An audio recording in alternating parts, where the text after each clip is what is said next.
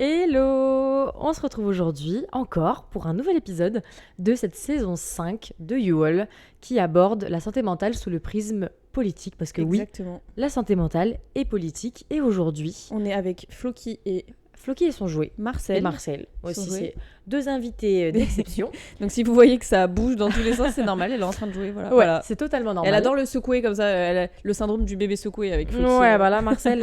Heureusement qu'elle a pas de vrai ghost. Ouais, je te jure, c'est clair. Donc aujourd'hui, on va aborder, toi ta mission c'est de surveiller ça, du coup, parce qu'il n'y a qu'une barre. On va parler de la psychiatrie et de la médicamentation, de la médication, je sais pas comment on dit à chaque fois, je crois qu'on dit médicamentation. J'en ai aucune idée. Bref, de la psychiatrie dans l'accompagnement en santé mentale, sous un prisme, je pense, critique, dans le sens, pas dans le sens... parce qu'il y a des gens qui disent, quand tu dis critique, les gens vont dire c'est une remarque négative. Mais moi, je parle de plus de Critique esprit constructive. critique. Ouais. Non, esprit critique, genre on va remettre un peu en question Mhm. le truc, quoi. Tu vois. Oui, puis on a le droit d'avoir des avis négatifs sur des choses. Hein. Oui, oui, tout à fait. Mais ce que je veux dire, c'est qu'une critique n'est pas forcément négative, Ah oui. en soi. Du coup, moi, j'ai ma première question, c'est est-ce que tu peux nous donner la différence entre psychiatrie et psychothérapie ? Alors, la psychothérapie, c'est une sphère, on va dire, d'accompagnement en santé mentale, d'accompagnement psychologique en santé mentale, à travers des outils concrets, validés scientifiquement ou non. C'est une sphère, on va dire, plutôt du côté des psychologues. Donc, c'est les psychologues qui sont la plupart du temps psychothérapeutes. Tous les psychologues ne sont pas psychothérapeutes parce qu'il y a des branches en psycho où les psychologues en fait ne font pas de clinique, donc ne sont pas auprès des patients, etc. Je pense notamment à la recherche, etc. Donc la psychothérapie, c'est un ensemble d'outils et de méthodes utilisées pour accompagner les personnes dans leurs problématiques de santé mentale, dans leurs problématiques psychiques, etc. La psychiatrie, c'est une sphère médicale. C'est une sphère médicale qui vise à travers le diagnostic à travers des symptômes, réaliser des diagnostics médicaux, mais psychiatriques, dans le sens de psychopathologie, etc. Et pour ensuite les accompagner médicalement. Donc la plupart du temps à travers l'usage de traitements médicamenteux. Ok. Donc c'est pas du tout la même chose. Et donc c'est de ça qu'on va parler aujourd'hui, l'utilisation de médicaments. Ouais, en tout cas, du pour moins la psychiatrie. Régler des soucis psychopathologiques. Et dans la psychiatrie, il n'y a pas que l'usage de médicaments en soi. Il y a aussi tout ce qui va être de l'ordre justement des diagnostics, tout ce qui va être de l'ordre de l'appréhension de symptômes, etc. Et également la psychiatrie institutionnelle, donc les institutions, donc les hôpitaux psychiatriques, les cliniques, etc. On avait déjà un petit peu parlé des hôpitaux psychiatriques dans l'épisode avec Abigail, je sais pas si tu te rappelles. Ouais. Donc si jamais ça vous intéresse, c'est un épisode qui doit s'appeler Trouble Borderline. Ouais, avec Abigail. Donc essayez de le chercher. Et on Ouais. en a un petit peu parlé déjà dans cet épisode. Ouais. Et pour le coup, on en avait parlé avec le prisme d'Abigail qui, elle, est allée en hôpital psychiatrique. Donc c'est intéressant pour celles et ceux que ça peut intéresser, quoi. Ouais, carrément. Pourquoi est-ce que on voulait parler de psychiatrie aujourd'hui ? Parce que c'est une sphère qui est questionnable, on va dire, de plusieurs façons. À la fois la psychiatrie en tant que concept, à la fois la psychiatrie en tant qu'étiquette, et à la fois en tant que solution potentielle en soi. Parce que quand on parle de psychiatrie, c'est vrai que c'est assez, ça peut être assez vaste. Donc on va essayer de traverser un petit peu tous ces prismes-là. Je pense qu'il y en a une, elle mériterait d'aller en hôpital psychiatrique. Ouais, je te jure. À travers justement, à la fois mon point de vue de psychologue, parce que pour les personnes qui ne le savent pas, donc je suis psychologue, et à travers tes questions à toi, si tu en as, toi qui es un peu éloigné de ces sphères-là et qui n'a pas forcément des connaissances poussées sur ce sujet. Bah, déjà, c'est pas vraiment une question, mais je pense que le premier truc dont on avait parlé, notamment avec Abigail, c'était, malgré tout, tout ce qui va être univers de l'hôpital psychiatrique, etc., c'est l'hôpital, c'est le monde médical, c'est plein de problématiques qui sont celles du milieu médical de manière générale, manque de personnel, manque de prise en charge, manque de formation sur certaines thématiques, etc. Donc je pense que déjà il est questionnable à ce niveau-là, l'univers de la psychiatrie. Après moi j'avoue que j'ai peu de connaissances sur tout ce qui va être utilisation des médicaments dans la prise en charge psy. Le seul exemple que j'ai, c'est ma mère qui a fait une dépression et qui est allée chez le psychiatre et à qui on a donné des antidépresseurs, quoi. Mais pour moi, c'est un exemple ultra classique, tu vois. Et ça l'a aidé? Bah ouais, quand même.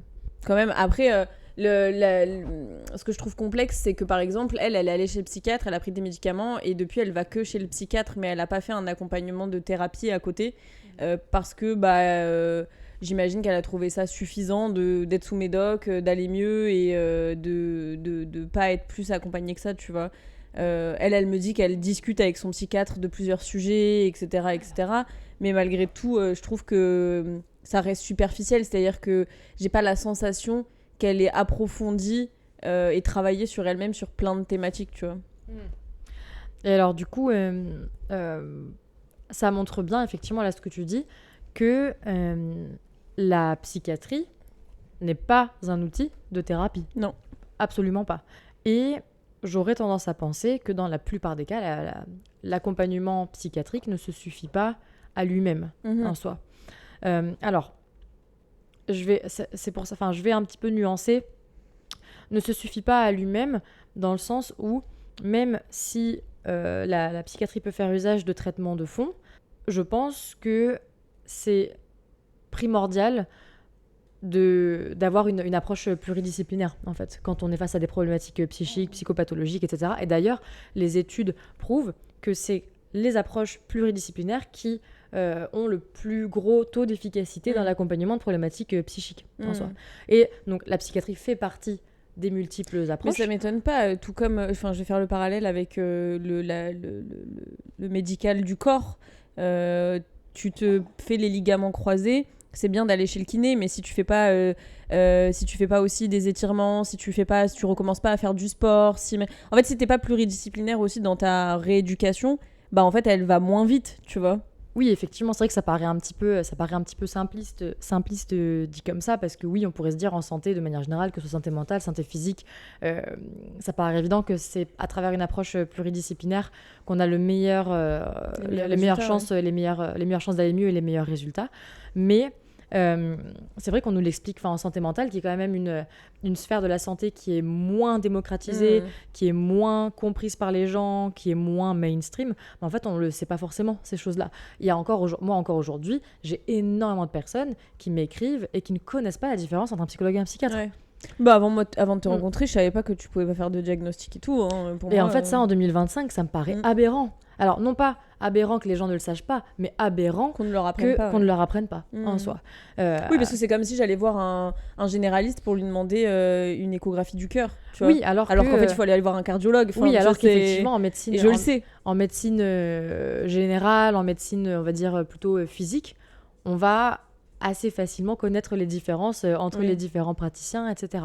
Alors, bon, en même temps, quand on entend cardiologue et quand on entend ophtalmo, c'est des noms qui sont complètement différents. Psychologue, psychiatre. Oui, mais malgré tout, tu vois, on le sait. Genre, il y a des médecins qui sont quand même assez proches, kiné et ostéo, par exemple.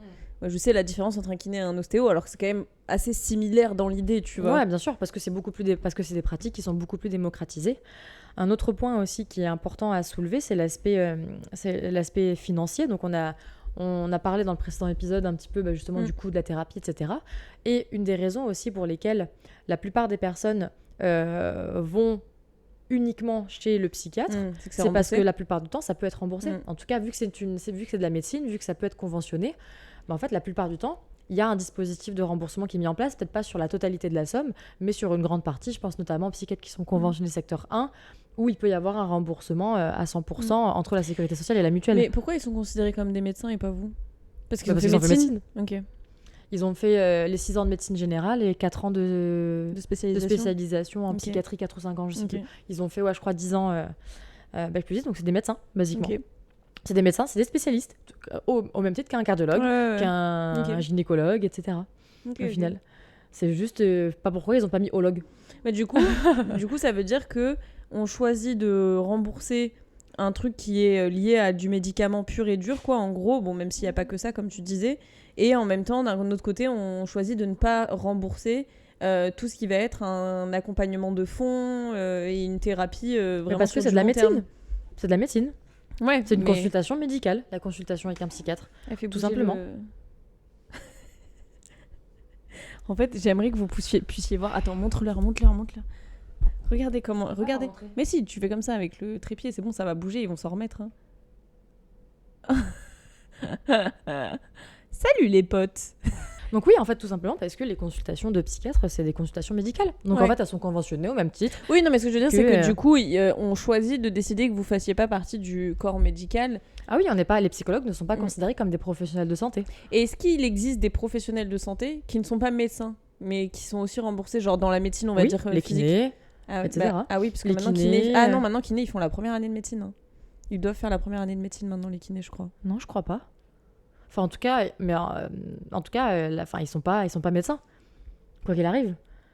Pareil, qu'on appelle ça je vais y arriver, orthophonistes, les trucs comme ça, c'est des trucs qui peuvent être remboursés, je pense, hein, selon certains. Mais ils ont pas fait médecine, les orthophonistes? Non, Ah ouais. c'est une école d'orthophonistes. Ok, donc en fait, on pourrait grave dire que les psychologues font partie du corps médical et du coup les faire au-delà rembourser. du corps médical, professionnel de santé, Oui, c'est en ça. fait. Oui, c'est ça que je veux C'est-à-dire. dire. Et du coup, faire rembourser du coup les consultations psy. Genre, c'est pas quelque chose. En mode, c'est pas une exception qui ne s'est jamais vue.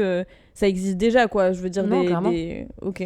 Après, la difficulté, c'est qu'encore une fois, la thérapie, c'est beaucoup moins normable, entre guillemets, que Oui, c'est ce qu'on un disait. accompagnement en kinésithérapie, mais ça, on en parlait justement Dans l'épisode précédent. Donc, alors que la psychiatrie étant une discipline médicale, je pense qu'ils considèrent que c'est plus normable. Moi, je considère que c'est pas le cas, parce qu'il est de l'ordre, enfin, on est encore dans l'ordre, enfin, dans quelque chose de l'ordre des dynamiques psychiques, de psychopathologie, etc.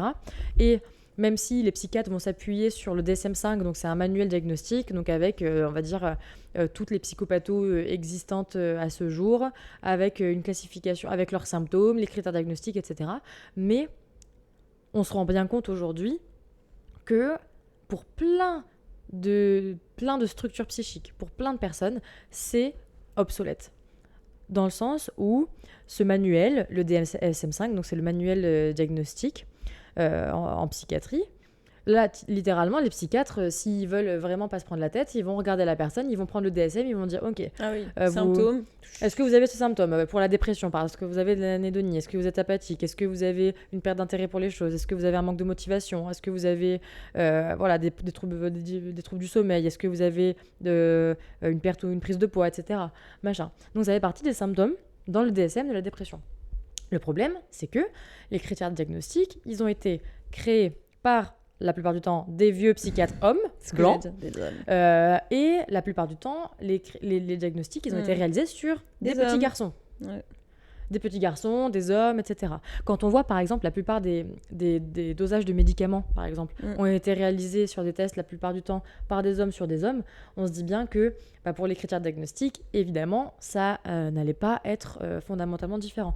Et il y a plein, aujourd'hui, de personnes qui sont malheureusement très éloignées du système de soins, qui sont très éloignées d'un accompagnement adapté pour leur santé mentale et leurs difficultés psychiques, parce qu'elles ne vont pas rentrer dans les cases du DSM, elles ne vont pas rentrer dans les cases, entre guillemets, de la psychiatrie, et ça va énormément leur porter défaut. Par exemple, combien de femmes adultes, femmes, qu'elles soient cis, trans, etc., enfin, c'est pas la question, ou de personnes perçues comme femmes, etc., ont eu un diag borderline à l'âge adulte alors qu'elles étaient autistes. Je sais pas. Ça, tu me regardes comme si j'avais la réponse. Non, mais ça c'est un vrai truc, c'est-à-dire que l'autisme chez la femme adulte, on va dire, est extrêmement mal diagnostiqué parce que les critères diagnostiques ont été réalisés par des vieux psychiatres blancs testés sur des petits-enfants. Basiquement, faut être Sheldon Cooper, faut être un petit garçon qui aime les trains et qui a un talent magique qui regarde pas dans les yeux pour être autiste. Sauf qu'on se rend bien compte que c'est pas du tout la réalité de toutes les personnes autistes sur cette terre, encore moins quand on appartient à une communauté minorisée, discriminée, etc. Encore moins quand on n'est pas blanc, encore moins quand on n'est pas cisgenre, etc., etc. Et donc, la plupart des critères diagnostiques en psychiatrie sont méga excluants et ils sont pas du tout représentatifs de la réalité de terrain, entre guillemets, qui est la réalité existentielle de plein de personnes qui ne sont pas blanches, cis, des hommes. Voilà.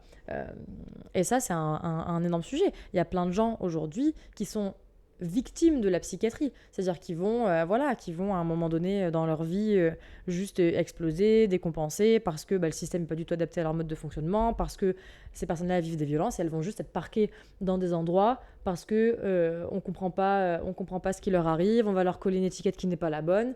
Et combien de personnes on peut observer avoir eu juste un diag de ok, cette personne elle est psychotique, elle a décompensé, alors qu'en fait si ça se trouve pas du tout, mais c'est juste qu'elle est mal accompagnée, mal soignée, que ça fait péter ses symptômes, et que c'est de pire en pire, et du coup ça vient conforter l'idée des soignants de dire en fait cette personne elle est folle. Et donc on s'en occupe surtout pas. Si c'est une personne perçue comme meuf, elle est complètement hystérique, quoi.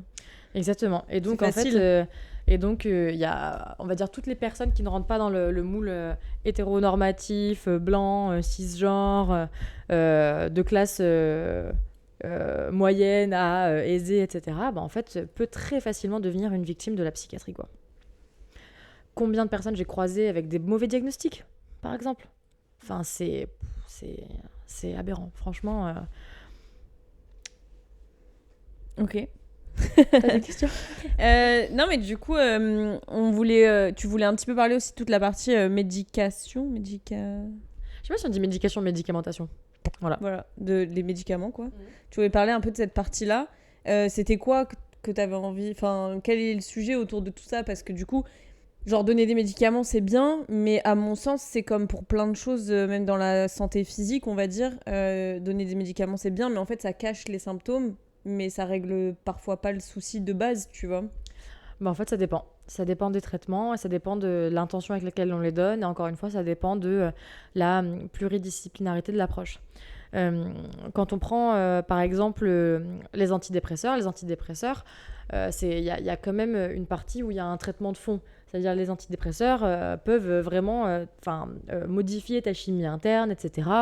Et généralement, quand tu trouves un antidépresseur adapté à ta chimie interne, tu sens une réelle amélioration.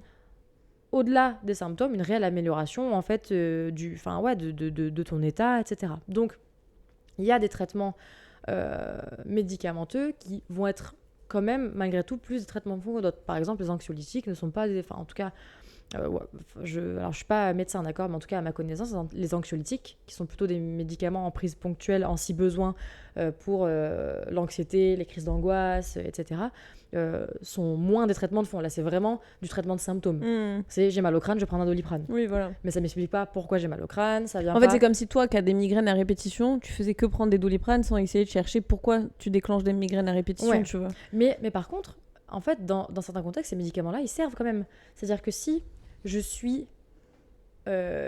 suis qu'un symptôme géant, c'est-à-dire que tous mes symptômes pètent au plafond et que ça m'empêche de vivre, que ça m'envahit complètement, etc., en fait, je vais à un moment donné avoir besoin d'un traitement maintenant de suite pour calmer qui les va symptômes, calmer mes symptômes, et ensuite, en ayant mes symptômes abaissés, calmés, etc., je vais pouvoir avoir plus d'espace mental, plus d'énergie, plus de temps à allouer au travail de fond. Donc, que peut être par exemple à la thérapie ou autre chose au final. Donc, moi, j'ai un avis qui est assez ambivalent, on va dire, sur la médicamentation, dans le sens où avant, par exemple, quand j'étais étudiante en psycho, j'étais méga contre, j'étais en mode, ouais, c'est pas bien, les médicaments, nanana. Mais en fait, c'est trop facile. Enfin, c'est pas suffisant comme discours, c'est important de remettre en question. Il y a des gens qui vont réussir à ne pas prendre de médicaments et à pouvoir, parce que peut-être plus de... Je sais pas si c'est bien ce que je vais dire, mais plus de force mentale ou plus de résilience sur certains... Non, c'est pas ça, je pense. C'est pas ça? En fait, je veux dire, il y a des gens qui vont résister... Enfin, c'est pas négatif la manière dont je le dis, c'est vraiment en mode genre... Il y a des gens qui vont peut-être réussir à faire ce chemin-là sans les médicaments, pour plein de raisons, et d'autres qui vont avoir besoin des médicaments pour faire ce chemin-là, et c'est tout aussi ok, tu vois. Je pense qu'on peut tous en arriver à prendre des médocs un jour. Ah non, mais je dis pas le contraire. Donc, ce que je veux dire, c'est que dans une même situation, tu peux avoir des gens qui vont réussir à le faire sans et d'autres qui vont réussir avec. Ouais, mais dans une même situation, mais c'est pas les mêmes gens. Ouais, c'est vrai. C'est pas les mêmes gens, c'est pas le même contexte, c'est pas la même histoire, c'est pas les mêmes traumatismes antérieurs s'il y en a eu, c'est pas les mêmes facteurs de vulnérabilité, etc. C'est pas la même réalité existentielle, donc c'est pas comparable en fait au final. En soi, j'entends, je pense qu'effectivement, peut-être qu'il y a des personnes qui ont pu, à travers leur vie et leurs expériences, développer plus d'outils, développer plus de ressources, et donc du coup, à un même instant T, se sentir plus solide que quelqu'un d'autre et être concrètement plus solide que quelqu'un d'autre. Ça, c'est une certitude. Mais je pense que personne n'est à l'abri un jour de prendre de prendre un traitement ou d'avoir besoin d'un traitement. J'ai pas dit le contraire. D'un traitement. Donc, ouais, ça dépend. Enfin, c'est tellement... On peut pas faire de généralité, quoi. En fait, c'est exactement ce qu'on est en train de dire. C'est les personnes, par exemple, qui ont de l'endométriose, prendre des médicaments ou prendre la pilule, ça leur permet de réduire les symptômes et d'avoir moins mal et de pouvoir faire le travail de chercher d'ailleurs si elles ont de l'endométriose, parce que c'est long parfois, les diagnostics, etc. Et de pouvoir trouver des traitements de fond qui leur conviennent bien, une alimentation anti-inflammatoire, de la kiné périnéenne, ce genre de trucs, etc. Sans être dans la souffrance absolue tous les jours, quoi, par exemple. Ah oui, non, clairement, exactement. En gros, c'est la même chose, mais pour le cerveau, quoi. Ouais, c'est sensiblement ça, et à la différence que effectivement en psychiatrie, tout comme parfois dans d'autres, j'imagine, pathologies physiques, etc., bah, y a des traitements qui sont plus des traitements de fond. C'est-à-dire, par exemple, les probiotiques, c'est un traitement de fond. C'est pas un traitement de symptômes. C'est vraiment un traitement qui va t'aider à reconstruire ta flore intestinale, etc. Ben, les antidépresseurs, c'est plus un traitement de fond. Okay. Ça va c'est censé t'accompagner à modifier ta chimie interne de sorte à ce que juste ça fonctionne mieux, quoi, en soi. Et alors oui, du coup, en fonctionnant mieux, ça va abaisser certains symptômes, du coup. Et est-ce que du coup, il y a quand même des abus de médication, des médicaments? Ah, clairement. On sait toujours pas comment. Alors, abus, je dirais pas abus par les personnes qui en prennent. Non, par les je dirais par les personnes qui en prescrivent. Ouais. Clairement. Moi, ça m'est déjà arrivé. Enfin, c'est monnaie courante que d'avoir des psychiatres qui prescrivent des médocs en 15 minutes. Ouais. Genre des médocs, des anxiolytiques, des antidep. Ouais, des trucs quand même. En 15 minutes. Ouais. C'est-à-dire littéralement, un rendez-vous, 15 minutes. Ah ouais, bah d'accord, bon allez, je vous donne du Xanax et je vous mets sous sertraline, quoi, qui est un antidépresseur. Xanax qui est un anxiolytique. Un point aussi, moi, que je questionne vachement, même si je sais pourquoi ça se passe, c'est les médecins généralistes qui prescrivent des médocs psychiatriques. Parce que les médecins généralistes peuvent prescrire le faire, des antidépresseurs, des médicaments plutôt prescrits par les psychiatres. Alors qu'ils ne sont pas formés en psychiatrie. Ils sont pas formés. Alors, ils vont avoir des connaissances de base sûr, sur ces médocs-là, en pharmaco, etc. Mais s'ils pouvaient en prescrire au même niveau que des psychiatres, à quoi ça servirait de faire 4 ans de spécialisation en plus, quoi, au final. Donc, moi, je vois aussi beaucoup de médecins généralistes qui prescrivent ce genre de traitement à leurs patients. Moi, ça me questionne. Souvent, ça me pose problème. Et en même temps, je comprends d'où ça vient. Je m'explique. Ça me pose problème dans le sens où c'est pas leur spécialité et malheureusement parfois ils prescrivent des mauvais trucs. Enfin, parce que les diagnostics ils diagnostiquent pas correctement. Ils n'ont pas de rôle diagnostic psychiatrique. Ça, encore une fois, c'est réservé aux psychiatres. Et donc du coup, pareil, ils vont aller parfois trop vite dans la prescription de traitements, etc. Alors heureusement, voilà, c'est pas fatal, quoi. C'est-à-dire on peut revenir en arrière, on peut rattraper les choses qui sont faites, ça, il n'y a pas de souci. Mais en même temps, pourquoi est-ce qu'aujourd'hui on en arrive à avoir des médecins généralistes qui prescrivent ce genre de médocs ? C'est parce qu'en fait, c'est impossible de trouver un suivi avec un psychiatre aujourd'hui, en libéral. C'est impossible pour les gens de trouver un suivi en psychiatrie, enfin avec un psychiatre en libéral, parce qu'il n'y a pas assez de psychiatres, parce que les psychiatres, de manière générale, pour beaucoup, sont pas toujours hyper safe, encore une fois, pour les personnes issues de minorités, pour les communautés discriminées, etc. Moi, aujourd'hui, à l'heure actuelle, sur Montpellier, je ne peux pas orienter quelqu'un vers un psychiatre. C'est chaud. À Montpellier, une ville de plus de 300 000 personnes, je ne peux pas orienter quelqu'un vers un psychiatre qui prend des nouveaux suivis. J'ai une psychiatre vers qui je renvoie les gens. Une. Mais elle n'a plus de place. Une sur une ville de 300 000 personnes. Parce que je sais que cette psychiatre, elle est safe sur les questions de communauté LGBT, sur les questions de transidentité, sur les questions de validisme, de racisme, etc. Mais en fait, s'il n'y en a qu'une, et aujourd'hui, je vous assure, en tant que psychologue, moi qui essaye souvent de renvoyer vers des psychiatres, alors j'ose même pas imaginer dans les déserts médicaux, j'ose même pas imaginer dans les plus petites villes. Alors oui, des psychiatres sur Doctolib, vous en verrez, il y en a, vous trouverez un rendez-vous. Mais en fait, si vous êtes une personne blanche, cisgenre, hétérosexuelle, valide et riche, vous pouvez aller voir n'importe quel psychiatre, ça se passera bien en soi. Mais si vous êtes une personne de la communauté LGBT, une personne racisée, une personne handicapée, etc., en fait, c'est un énorme risque que d'aller voir un psychiatre sans savoir si cette personne est safe sur ces questions-là, en fait. Parce que la majorité des personnes appartenant à des communautés discriminées et minorisées subissent des violences dans le milieu médical, ont peur du milieu médical, n'ont pas confiance dans le milieu médical à juste titre. On ne va pas trop loin dans le sujet parce que c'est le sujet d'un prochain épisode. Ouais. Donc commence pas à spoil le prochain épisode. Et donc, on peut pas se dire « Ah bah t'inquiète, regarde juste le Doctolib et prends le premier rendez-vous venu ». C'est pas possible. C'est pas possible. Et ça ouvre aussi le sujet des institutions psychiatriques. Il y a un mouvement anti-psychiatrie qui existe. Ah ouais, ouais. Un mouvement de personnes qui sont totalement contre la psychiatrie, plutôt dans le sens de la psychiatrie institutionnelle, donc des cliniques psychiatriques, des hôpitaux psychiatriques, etc. Et à juste titre, aujourd'hui, moi je dirais que j'ai plutôt des croyances anti-psychiatriques institutionnelles, c'est-à-dire que je suis pas contre l'utilisation de traitements médicamenteux. Je trouve qu'ils peuvent être adaptés dans plein de contextes et très complémentaires à une approche psychothérapeutique. Mais aujourd'hui, en France, les institutions psychiatriques sont violentes. J'ai un livre que j'ai lu. Est-ce qu'il est là-dedans ? Tu sais, je t'avais dit que je l'avais trop aimé, où elle racontait, la nana, elle racontait son histoire en hôpital psy après, à cause de TCA et tout. Ah oui, c'est vrai. Attendez, je vais le retrouver. Si jamais, alors toi tu l'as pas lu donc tu peux pas trop le recommander, mais moi j'ai lu ce livre, donc Tombé du ciel de Alice Develay de chez Iconoclast roman. Les livres chez Iconoclast ils sont très cool. Voilà, ils ressemblent à ça. Et du coup c'est une espèce d'autobiographie.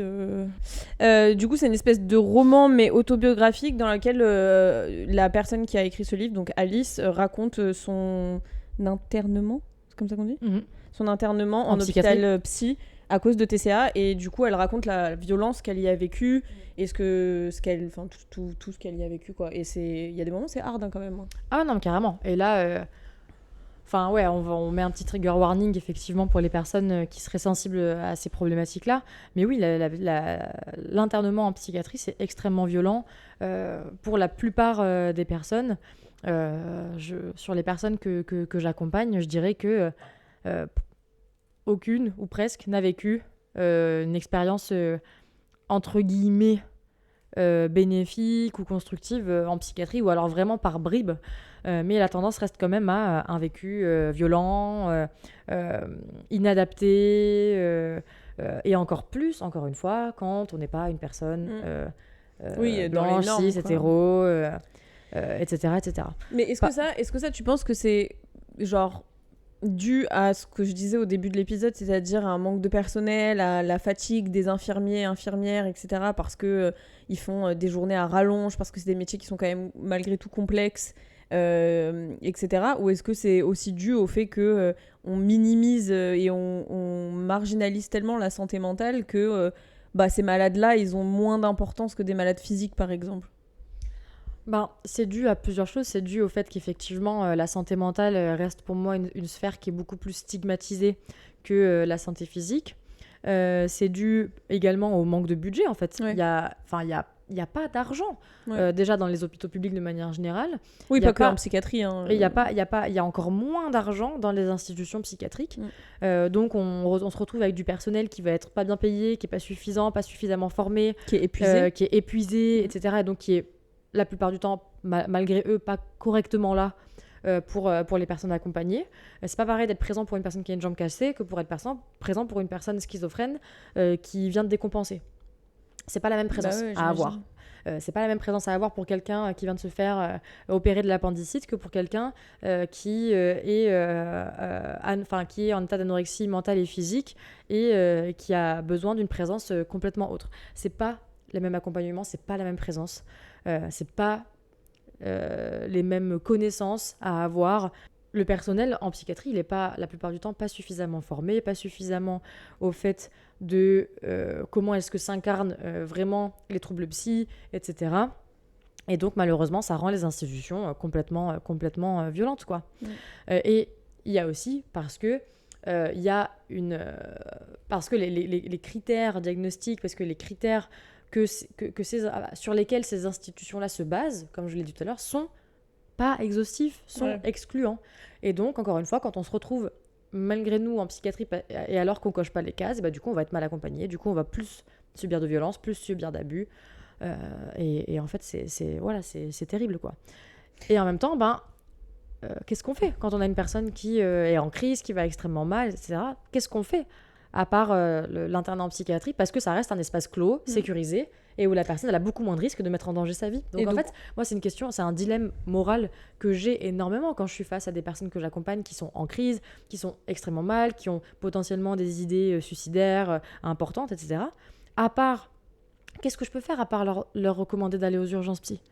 Parce qu'en fait, c'est un espace sécurisé, entre guillemets sécurisé dans le sens, il y a des personnes 24 heures sur 24, c'est entre quatre murs, donc il y a beaucoup moins de risques de pouvoir atteindre à sa vie ou à celle des autres.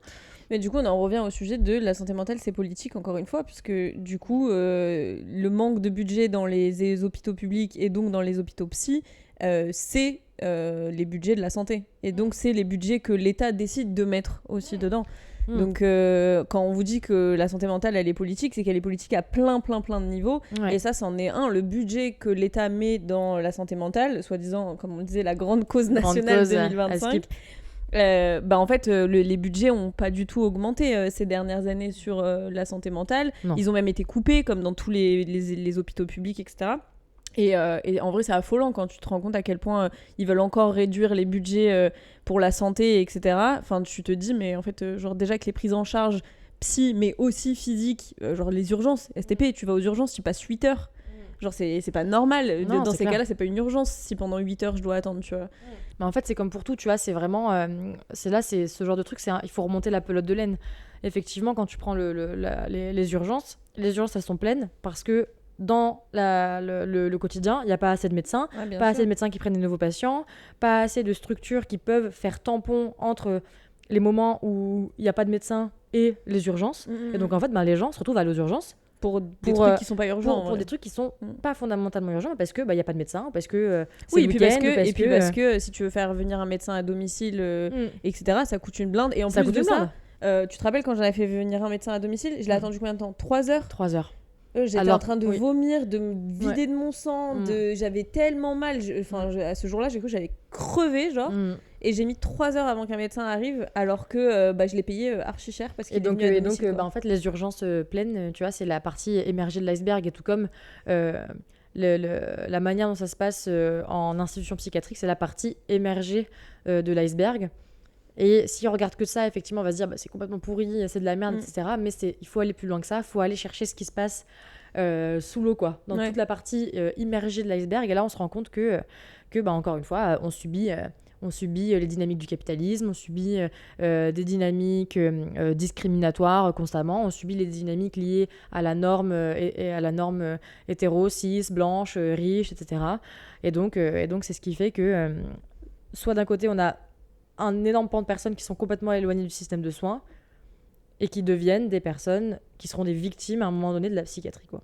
J'adore cette saison parce que d'habitude c'est moi qui crache sur les hommes et le patriarcat à longueur d'épisode, et puis là c'est toi. C'est nous, quoi. Ah, mais là c'est plus toi qui le dis. Donc, j'aime bien. Je note. Non, parce que après tout le monde dit c'est moi l'hystérique là entre nous deux, clair. Donc voilà. Moi, dernière question.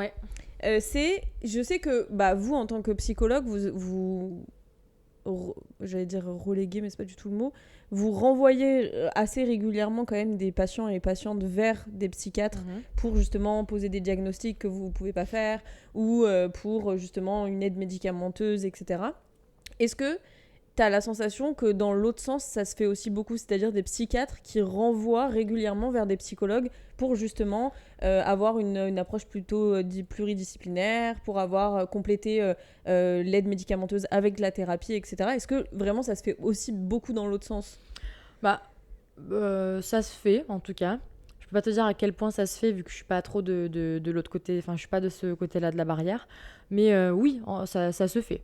Enfin heureusement que ça se fait. Je sais pas à quel point ça se fait, mais oui ça se fait. Ok, parce que moi j'ai quand même la sensation qu'il y a un petit peu une guerre d'ego, genre des psychiatres parce que eux ils sont médecins et pas vous, quoi, tu vois. Franchement, en institution, je pense que c'est carrément le cas, et de manière générale, moi j'ai vraiment la sensation que plein de psychiatres vont avoir tendance un peu à snobber les psychologues. Combien de fois ça m'est arrivé de contacter des psychiatres pour faire de la pluridisciplinarité, etc., de pas avoir de réponse, etc.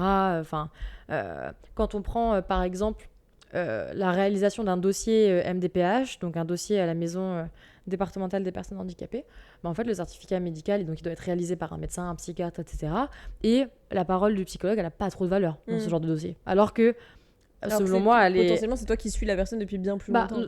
Notamment pour une demande à la MDPH concernant plutôt des troubles psychologiques. Évidemment, c'est pas moi qui vais donner mon avis sur quelqu'un qui est handicapé parce qu'il s'est fait amputer de la jambe, tu vois. Oui. Mais la parole des psychologues, elle a, dans plein de contextes, beaucoup moins de valeur que celle d'un psychiatre, parce que oui, il y a un peu cette hiérarchisation d'un côté, on a une médecin, et de l'autre, on a même pas quelqu'un qui est considéré comme une pro de santé. Ça, c'est vraiment un truc, genre, les médecins, ils ont... Je suis désolée s'il y a des médecins qui nous écoutent, mais ils ont un boulard de manière générale. Non, toi, le médecin, pour le coup.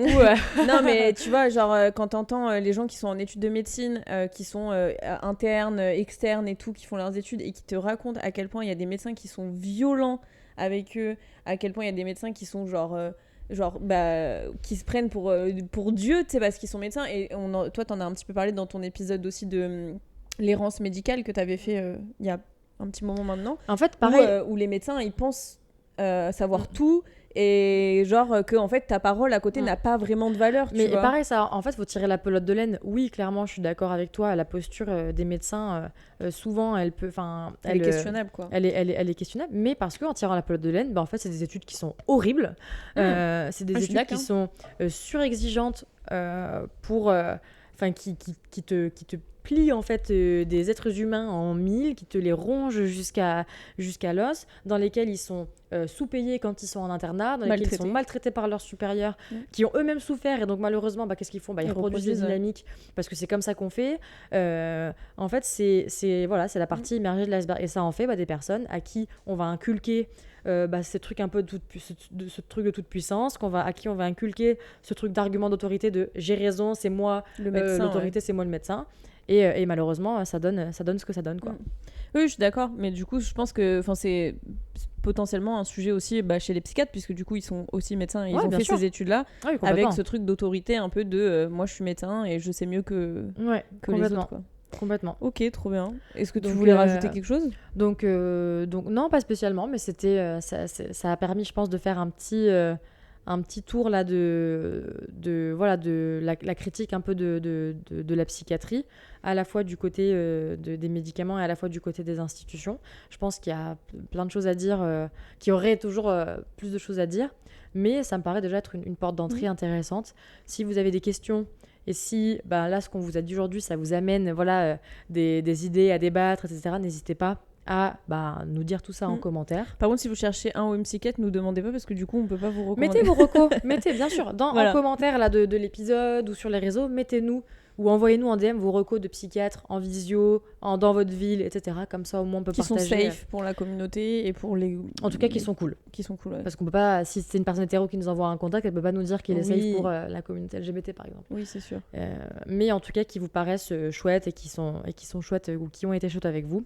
Nous, ça nous fait toujours des recos à donner. Et on espère que ça vous aura intéressé. Ouais, carrément. De toute façon, d'une certaine façon, c'est des sujets dont on va continuer un petit peu à parler. Et peut-être moi, je vais aussi mentionner un peu des choses autour de ça dans mes You Small.